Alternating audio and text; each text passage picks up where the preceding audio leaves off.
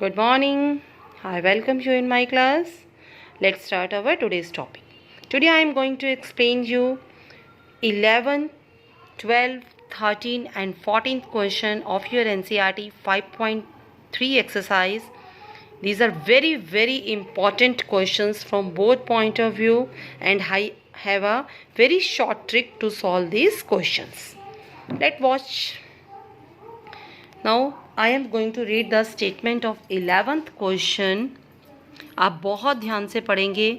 ये अपनी तरह का एक ही क्वेश्चन है आपकी एनसीईआरटी में, जो थोड़ा सा आपको समझकर बहुत केयरफुली हैंडल करना पड़ेगा इस क्वेश्चन को आपको.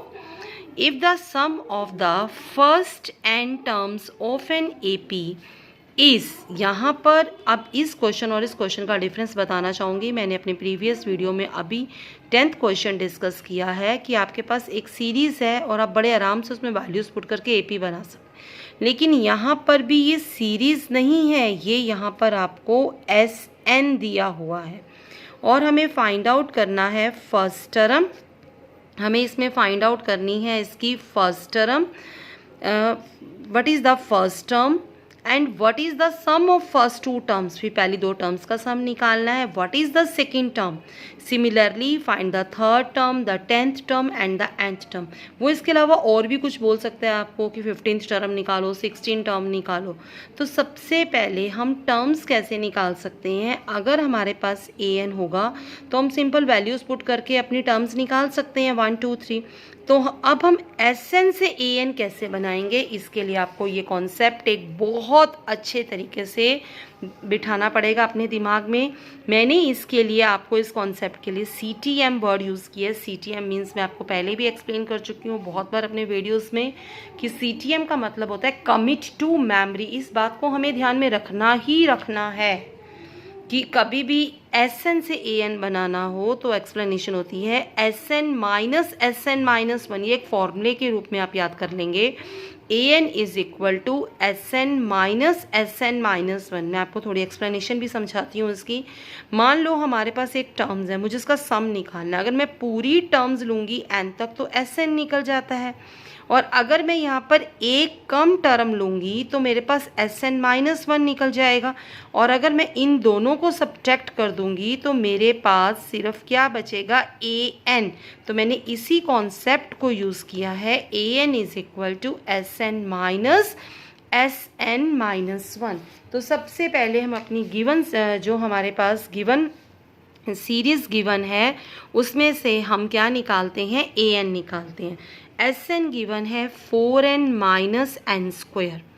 तो इसमें से मुझे Sn माइनस 1 निकालना है. तो बड़ा सिंपल है, जहाँ जहाँ n है वहाँ n माइनस 1 को चेंज कर देंगे.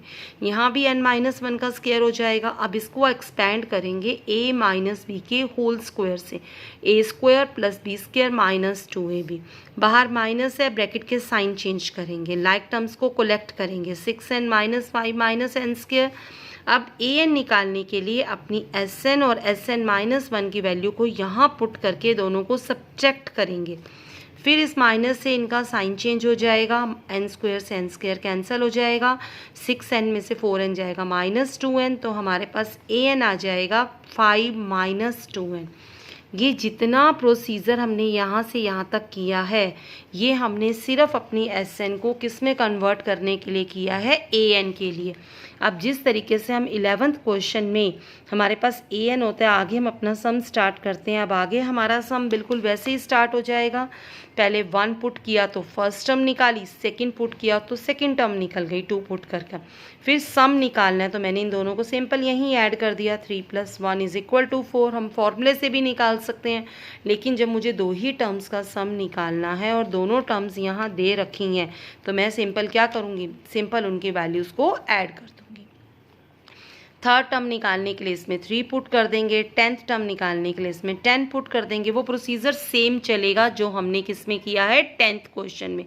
सिर्फ हमें इस क्वेश्चन में Sn से हमें क्या फाइंड आउट करना है, Sn से हमें फाइंड आउट करना है an. फिर an में डिफरेंट वैल्यूज़ पुट करेंगे तो हमारा सम चलेगा। और एक हमें AN पूछा है, AN तो हमारा ये निकला ही हुआ है। तो जो मैंने आपके टिक मार्क करे हैं वो सारे के सारे आपके आंसर्स हैं। वो कुछ भी पूछ सकता है, लेकिन सिर्फ आपको ये कॉन्सेप्ट बनाना आना चाहिए कि अगर SN दे रखा है तो SN से हम AN किस मैथड से फाइंड आउट कर सकते हैं। तो इस चीज़ को आप अपने दिमाग में बहुत अच्छी तरीके से रखेंगे। AN is equal to SN minus 1। Now I am going to discuss these three questions based on series 12, 13 and 14. Series वाले क्वेश्चन हम पीछे 5.2 में भी कर आए हैं, इसमें भी कर रहे हैं, लेकिन इसमें हमें क्या निकालना है, सबका सम फर्स्ट सीरीज़ में हमें 40 पॉजिटिव डिविजिबल बाय 6 का सम निकालना है। सेकंड में मल्टीपल 8 निकालना है। मल्टीपल और डिविजिबल मीन सेम है, 6 से डिवाइड होंगे, 8 से मल्टीप्लाई होंगे, यानी कि हमें उनका टेबल लिखना है। नेक्स्ट में ऑड नंबर्स निकालने हैं 0 to 50। तो अब मैं 1 by 1 तीनों क्वेश्चन डिस्कस कर रही हूँ। वेरी वेरी इंपॉर्टेंट क्वेश्चन होते हैं सीरीज़ क्वेश्चन। 14th एग्जाम्पल भी आपको अपनी NCERT में ऐसा मिलेगा इस पर बेस्ड। तो पहले 6 के डिविजिबल हैं, तो मैंने 6 का टेबल लिख लिया।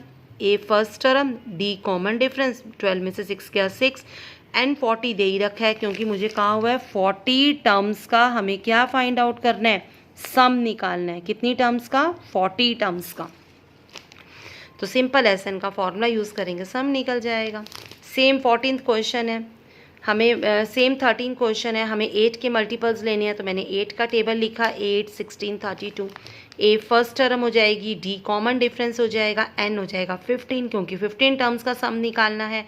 SN का फॉर्मूला अप्लाई करेंगे, सम निकल जाएगा। 14th क्वेश्चन को देखेंगे, ये सम और भी इजी मेथड से निकल सकता है। आप सबको अच्छी तरीके से क्लियर है कि आपके पास 2 फॉर्मूले होते हैं। अगर लास्ट टर्म नहीं दे रखी तो इसके लिए ये अप्लाई करेंगे, अगर लास्ट टर्म दे रखी है तो ये अप्लाई करेंगे। तो मैंने इन दोनों में आपका ये सेकंड वाला फॉर्मूला अप्लाई कर लिया है क्योंकि लास्ट टर्म नहीं थी। लेकिन अब इसमें मैं ये वाला अप्लाई कर सकती हूँ क्योंकि मेरे पास लास्ट टर्म है।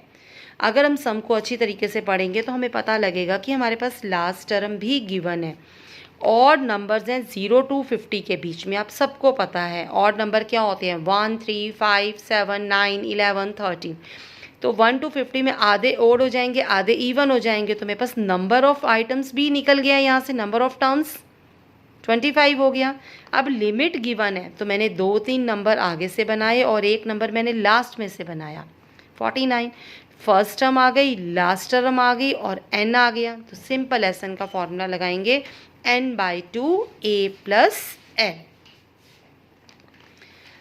Okay, now I am completing the sum number 14।